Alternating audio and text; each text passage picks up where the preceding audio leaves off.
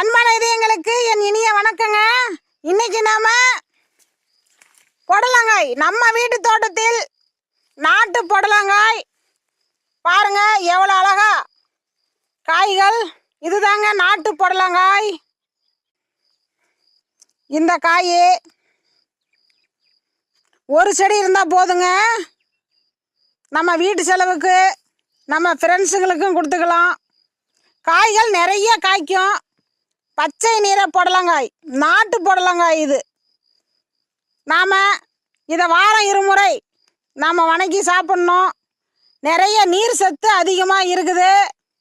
நோய் எதிர்ப்பு சக்தியும் இதில் அதிகமாக இருக்குது. நம்ம குழந்தைங்களுக்கு நாம் எல்லோரும் சாப்பிட்லாம்.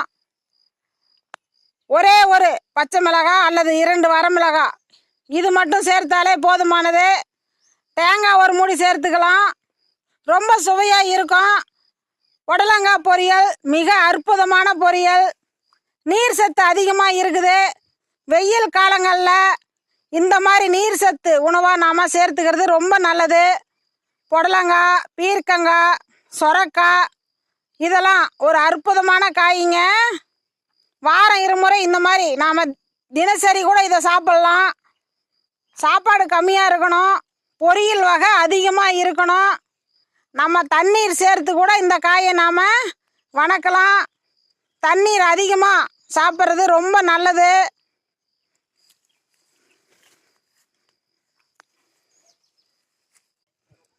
நம்ம கிராமத்தில் வீடுகள்கிட்ட ஒவ்வொரு செடி இந்த மாதிரி நாம் விதைகள் கடையில் நிறைய விற்கும். சந்தையிலையும் இந்த மாதிரி புடலங்காய் விதை, நாட்டு விதைன்னு கேட்டால் நம்ம கொடுப்பாங்க.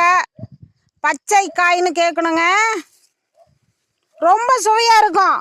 காய்கள் நிறைய காய்க்கும்.